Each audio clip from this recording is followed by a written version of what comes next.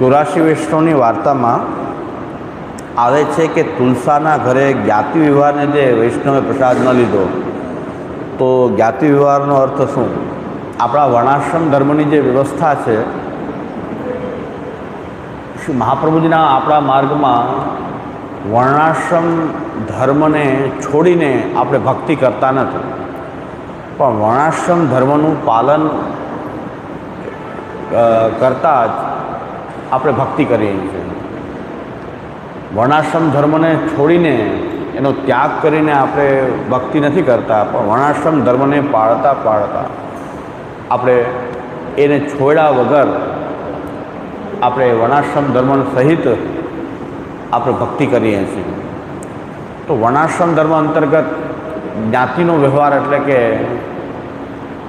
વર્ણ આશ્રમ પ્રમાણે કોઈ રસોઈ પાક જે છે એ કોઈના હાથનું લઈ શકે, કોઈ જ્ઞાતિ કોઈના જ્ઞાતિના હાથનું ન લઈ શકે, એ બધા નિયમોને પણ આપણે છોડ્યા વગર આપણે ત્યાં ભક્તિ કરીએ છીએ.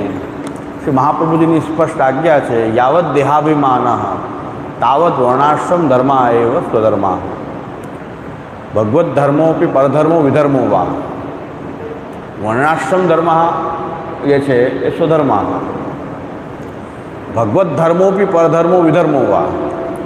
વર્ણાશ્રમ ધર્મ જ્યાં સુધી આપણે દેહનો અભિમાન છે કે હું આ દેહનું અભિમાન, આ મારો દેહ છે એવો અભિમાન છે, મારી આ જાતિ છે, મારો આ વર્ણ છે, આ બધું અભિમાન જ્યાં સુધી આપણને છે ત્યાં સુધી આપણે વર્ણાશ્રમ ધર્મોનું યથાશક્તિ જેવી જેની શક્તિ છે એ અનુસાર એને વર્ણાશ્રમ ધર્મનું પાલન કરવું.